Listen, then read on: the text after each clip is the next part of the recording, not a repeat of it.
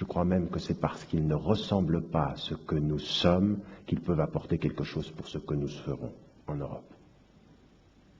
Et que ça, il faut qu'on comprenne et qu'on fasse comprendre qu'il y a énormément de compétences à prendre chez ceux qui viennent avec une autre origine et une autre histoire. Alors, dans ce phénomène de ne pas idéaliser, j'aimerais mettre en évidence juste une chose. C'est que tout ce que je suis en train de vous dire, ça demande un apprentissage. Ça demande un apprentissage de chacun d'entre nous.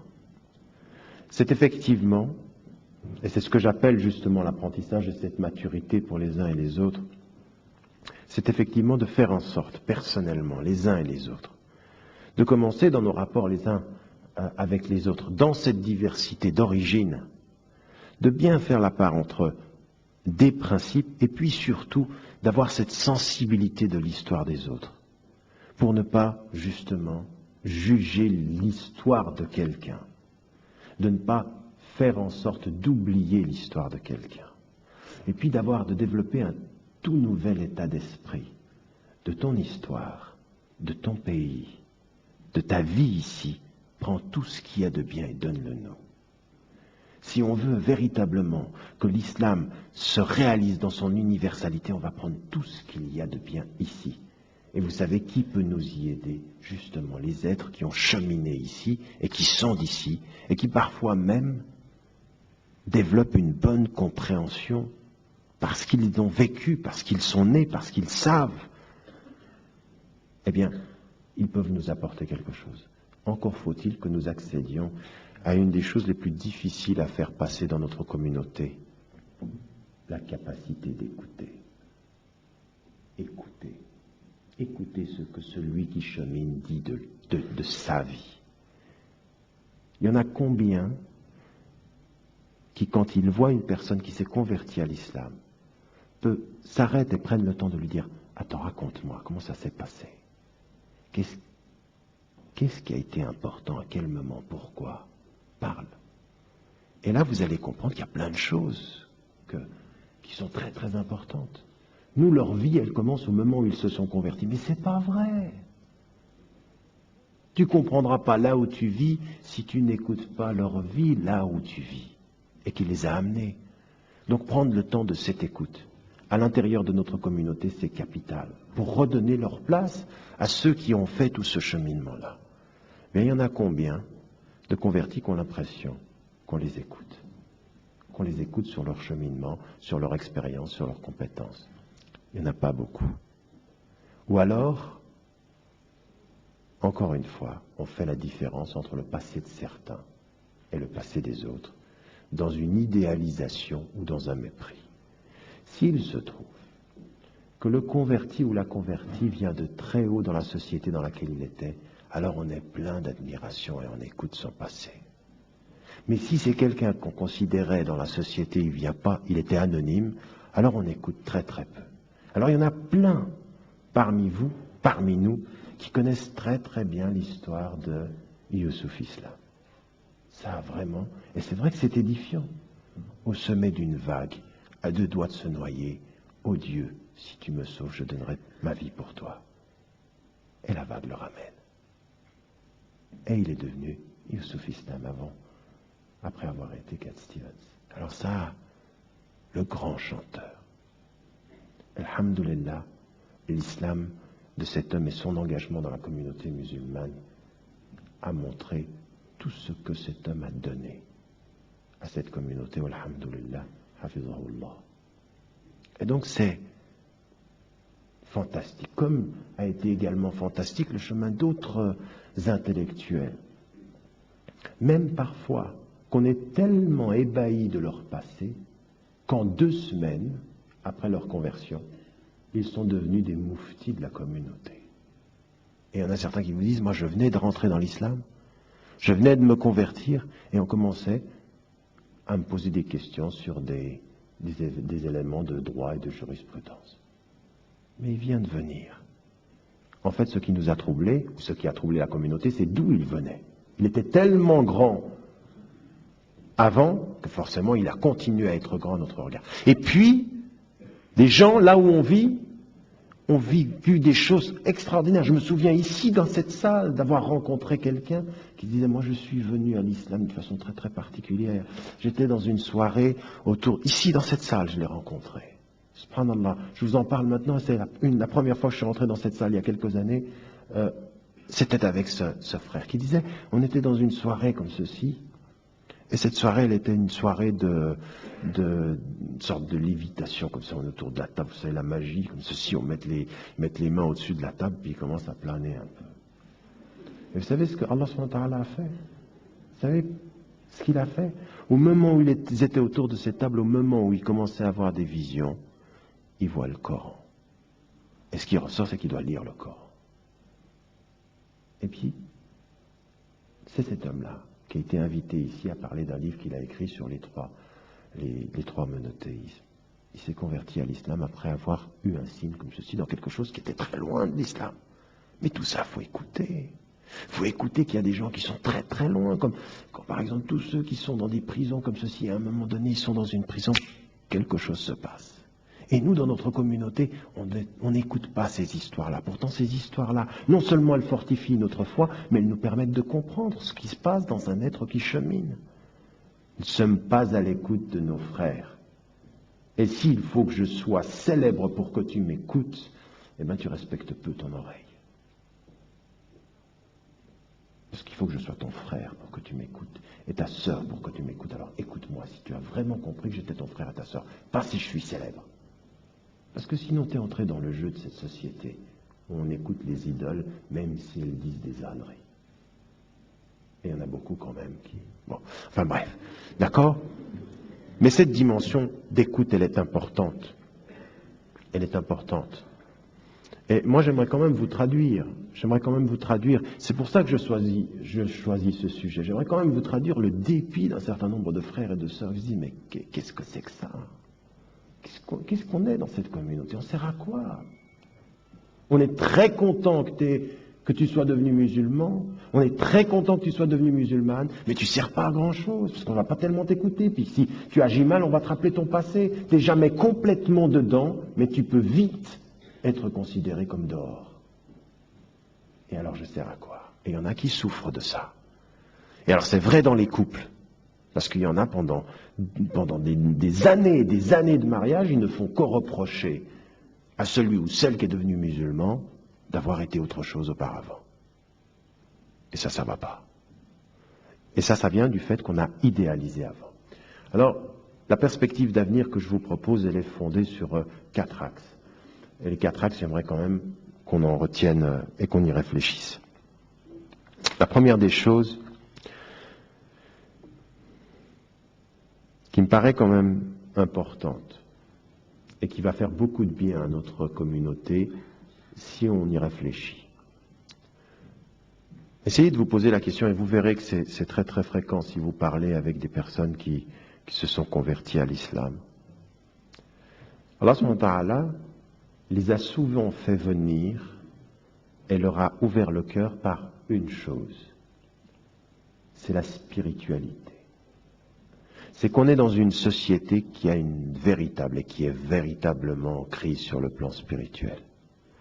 Et eux, c'est ça, souvent ceci qui a été le cœur qui s'est ouvert. Et il s'est ouvert à cette dimension de spiritualité. Alors il y a 2 choses qui sont importantes pour nous. C'est qu'il faut écouter et il faut que notre communauté, quand elle se sent comme ceci oppressée et agressée par l'environnement, eh bien, elle écoute ceux qui viennent de cet environnement et qui disent « J'ai trouvé ici la paix de mon cœur ». Et on sait ceci, nous. Est-ce que ce n'est pas au rappel de Dieu que les cœurs s'apaisent? Eh bien, eux, ils viennent et ils ont envie d'entendre de spiritualité. Et ils poussent notre communauté à ne pas tomber dans ce piège de l'enfermement comme ceci, uniquement sur le principe. Ils veulent et ils amènent et ils questionnent et ils sont venus à cette religion par la spiritualité. Et c'est une des choses très très importantes, c'est qu'on soit à l'écoute de cette dimension spirituelle et surtout qu'on la remette au centre de notre vie les uns et les autres.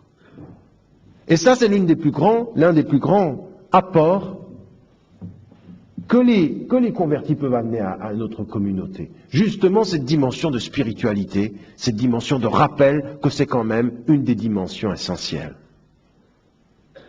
Et ne pas oublier que s'ils sont venus à cette religion, c'est cette dimension fondamentalement. Et surtout ne pas faire autre chose. C'est de tomber dans le piège de dire « Ah, mais tu sais, oui, non, la spiritualité, le soufisme, l'autre islam. » Alors il y en a certains qui aimeraient bien nous amener à cela. Un certain nombre d'orientalistes, ils vous disent il y a l'islam des orthodoxes, celui où tu pries, et l'autre où tu médites. Il y a deux islams. Et il y en a même certains parmi nous dans notre communauté, ils tombent dans ce piège-là.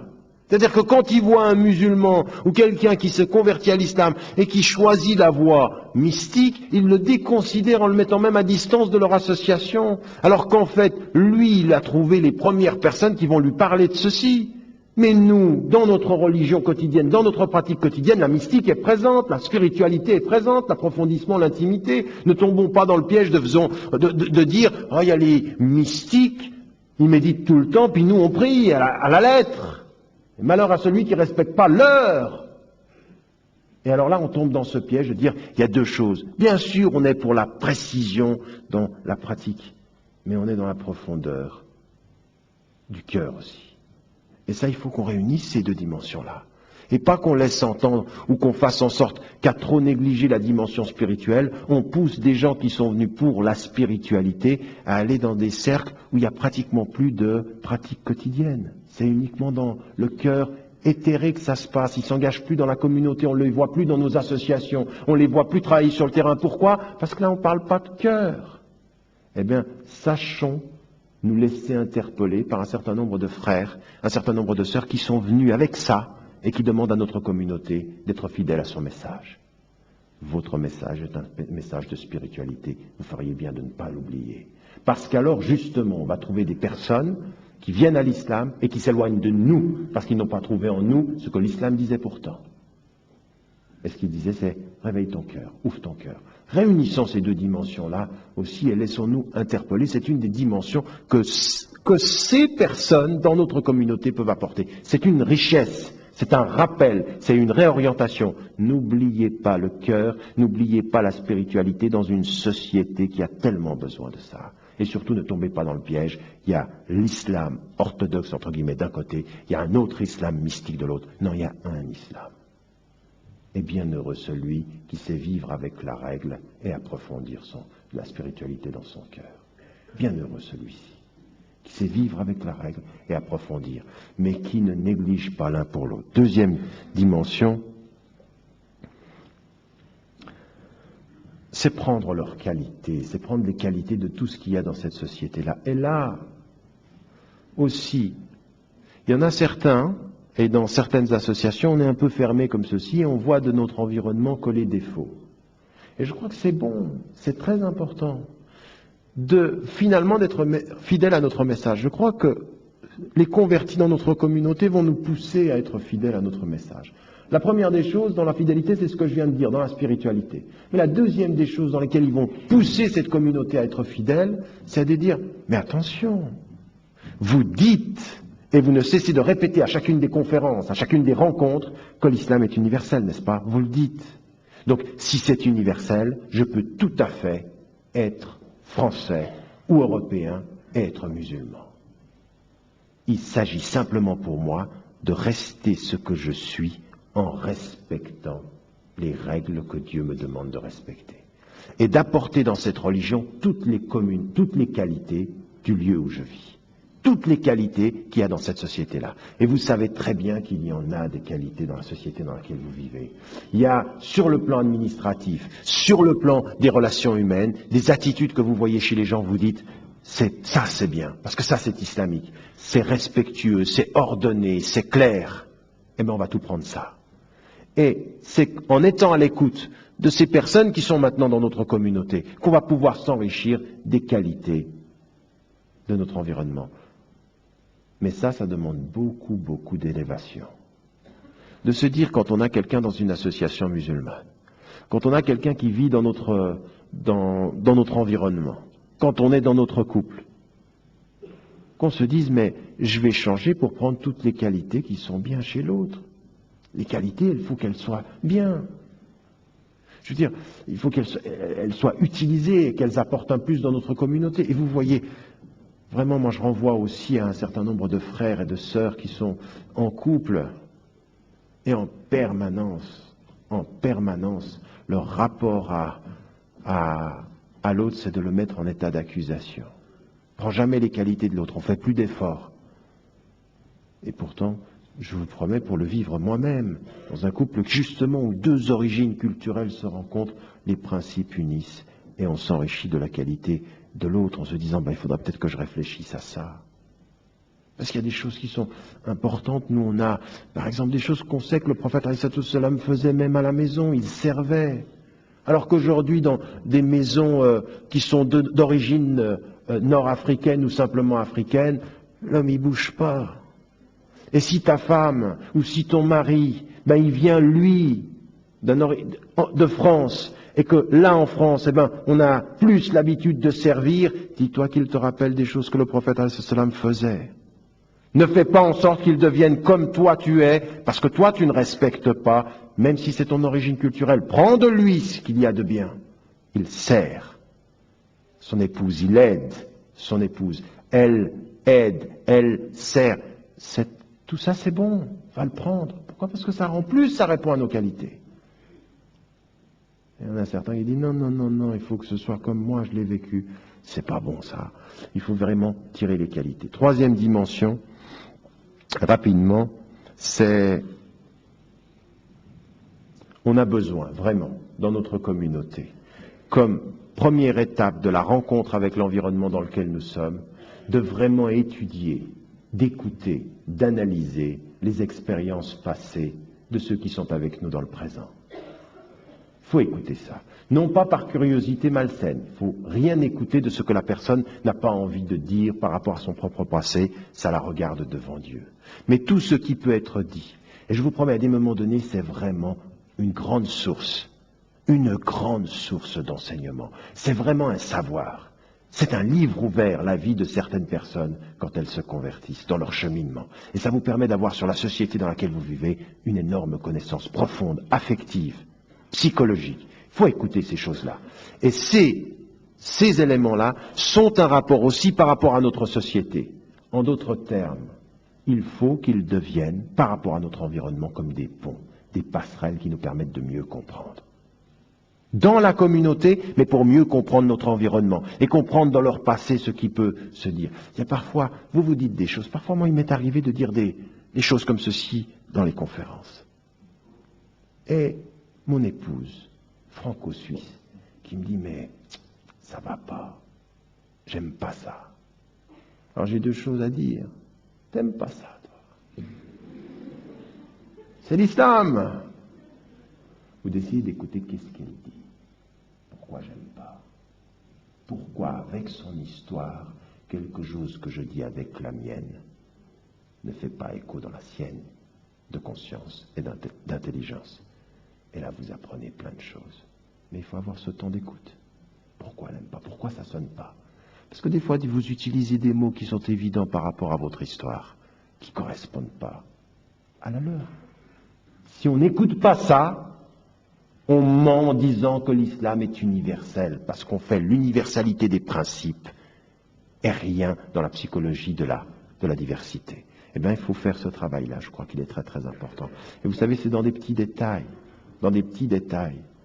Il y a des personnes, parfois, elles sont choquées rien que dans la façon dont on a de se comporter comme ça socialement. Et le dernier élément, c'est dans nos associations.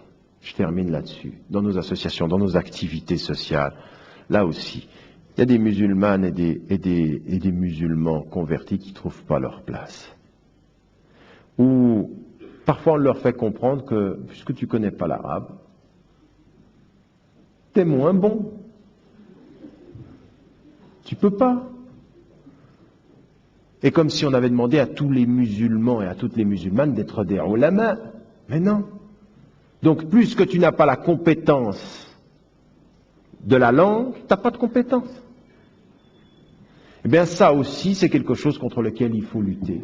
C'est une chose contre laquelle il faut lutter, c'est-à-dire que ces personnes-là, elles ont un statut et des compétences, et qu'il faut qu'on prenne toutes ces compétences. On ne leur demande pas de faire un tafsir du Coran, et même parfois il y en a qui font un effort énorme par rapport à ça, et qui peuvent apporter des éléments d'intelligence très intéressants, et qui font cet effort. Donc il faut tirer cette compétence, mais on ne va pas diminuer en permanence une personne parce qu'elle ne connaît pas la langue, et ne plus tirer parti de ses compétences. Dans nos associations, il y en a certains, ils ne peuvent même pas s'exprimer tellement ils ont un regard porté sur eux qu'il les diminue, parce que tu connais pas la langue, parce que comme si, en fait, dès que tu connais l'arabe, tu es forcément meilleur musulman. Non mais, vous voyez un peu ce qui se passe dans le monde. On a la preuve, 10 fois la preuve par le contraire, que c'est vraiment pas dans ces pays-là que c'est le mieux appliqué. Donc il ne suffit pas d'avoir la langue pour avoir la foi. Mais par contre, je peux avoir la langue, je peux avoir la foi, même s'il me manque un peu de langue. Prends mes compétences dans l'association, prends ce que je peux donner. Et donne-moi en fonction des compétences. Travaillons ensemble, qu'ils aient la possibilité de s'exprimer dans ces associations. Ce n'est pas le cas, on les diminue trop. Et ça m'amène à un des points aussi qui paraît finalement, qui sera la conclusion. On a dans notre communauté quelque chose qui s'est développé, j'en ai beaucoup parlé, c'est la crainte. Et il y a certains musulmans qui sont d'origine d'Afrique et qui, par exemple, par rapport à la France, ne peuvent pas imaginer que la France, un jour, donne ses droits à un musulman et une musulmane. Et des fois, ils sont étonnés. Tu te rends compte ce qu'ils ont fait? Pas possible, quand même. Et vous avez à côté de ceci quelqu'un qui est musulman ou une musulmane convertie qui dit, mais c'est normal. Et il y a une crainte chez les uns qu'il n'y a pas chez les autres. Et nous, le problème, c'est qu'on est plutôt en train de les coloniser avec nos craintes. Et je me souviens justement d'un converti qui disait, mais t'en as certains, quand tu vas les voir, ils ont peur de tout. Alors évidemment, on comprend ceci avec l'histoire, mais eux, ils ne le comprennent pas, ils sont ici chez eux. Un Français, une Française, qu'est-ce que tu me demandes de m'intégrer? Mais je suis chez moi. Toi, tu commences à me parler de ne pas avoir peur, de stratégie de communication, je parle comme je parle. Je suis chez moi. Je n'ai pas à avoir peur. Il y en a un qui me disait, il me dit, il y en a certains, tu vas vers eux, comme je vous ai déjà expliqué, tu leur dis, est-ce que tu as prié, Salat al-Asr? Ils te regardent comme ça. Je ne peux pas te dire. Il a peur. Il riait comme ça en disant, tu vois, ça arrive à un tel point, il rit, c'est pas comme ça que ça se passe, mais il me dit, il y en a certains qui ont développé une telle peur, qui sont craintifs ici. Eh bien, ceux qui, effectivement, vont vous faire changer le discours aussi avec nous ici, ce sont ceux qui vont nous aider à changer cet état d'esprit. Ils sont chez eux. Il n'y a pas de peur à avoir. Alors, nous, on a déjà dit aujourd'hui que sur le plan psychologique, l'islam, sur le plan spirituel, l'islam va nous donner de la force. Mais sur le plan psychologique, les personnes qui se sont converties à l'islam et qui vivent ici, ils vont nous donner cette force de la même façon. Ils n'ont pas peur. Ils ne doivent pas avoir peur. Et ce n'est pas à nous d'aller commencer à leur mettre la peur dans la tête. Et ça arrive. Et il y en a certains, ils sont ici chez eux, ils sont nés en France, ils sont de plusieurs générations français, et ils se convertissent à l'islam, et quand tu les entends, ils commencent à te dire, oui, mais eux, cette société-là, ça va pas, et ils commencent à parler de chez eux, comme s'ils étaient sur un champ de bataille. Mais ça vient de notre façon de réfléchir. C'est-à-dire qu'au lieu de rayonner dans leur société, ils commencent à faire deux clans. Et vous entendez moi j'ai entendu des choses sidérantes de sœurs converties ou de frères convertis, ils sont plus durs que ceux qui viennent des pays. Il dit, eux, alors non, il ne faut pas se mélanger. Mais comment tu ne faut pas? Tu viens de là. Il ne faut pas se mélanger. Ils développent dans leur esprit quelque chose qui ne vient pas d'eux et qui vient d'une façon de concevoir notre présence. Et je crois que c'est une des choses qu'il faut aussi se construire. J'aime beaucoup de ce point de vue-là. Permettez-moi de finir avec lui parce que c'est un bon modèle. Quelqu'un comme Youssouf Islam. Dis-moi, je suis britannique. Le premier qui m'attaque dans ma personne, je vais utiliser le droit qui est le mien dans ce pays parce que je suis suisse de rien. Et il ne laisse rien passer. La peur de rien. C'est mon droit ici, parce que je suis chez moi. Vous n'avez pas à me dire si je vais m'intégrer ou pas. Je suis britannique. Je suis chez moi et je me défendrai avec le droit qui me défend moi comme vous. Et il ne laisse rien passer. C'est toute situation où il y a quelqu'un qui le méprise, où il y a quelqu'un qui le calomnie, c'est par le droit. Et il a développé, et il développe autour de lui les gens qui sont d'origine pakistanaise, quand ils sont dans son entourage, alors ils sont réconfortés. Parce que lui, alors, il n'a pas de complexe. Et je pense que si on avait plus de convertis dont on prenait la qualité de ne pas avoir de complexe plutôt que de les coloniser avec les nôtres, eh bien, Inch'Allah, l'avenir de notre communauté, ce serait quelque chose qui est une communauté qui sait où elle se trouve. Et c'est peut-être ceci, l'avenir, Inch'Allah. Donc, ne pas leur demander de renier leur passé, de ne pas leur reprocher ce passé, de faire en sorte qu'il ne faut pas idéaliser, avoir un peu de psychologie dans notre façon de gérer les choses ensemble, et puis prendre toutes les qualités qu'ils peuvent nous apporter, appliquer ce qu'on dit, à savoir la spiritualité fondamentale, appliquer ce qu'on dit en disant que l'islam est universel, et faire en sorte de s'aider de leur présence pour ne plus avoir de complexe dans cette communauté. Ils sont chez eux, et il y en a beaucoup d'entre nous maintenant, de la deuxième, de la troisième, de la quatrième génération, qui, comme les Français, comme les Françaises, sont chez eux, et c'est cet état d'esprit qu'il faut développer. En ce sens, on prend leurs qualités plutôt que de les coloniser avec nos défauts. Barakallahu fikum jami'an.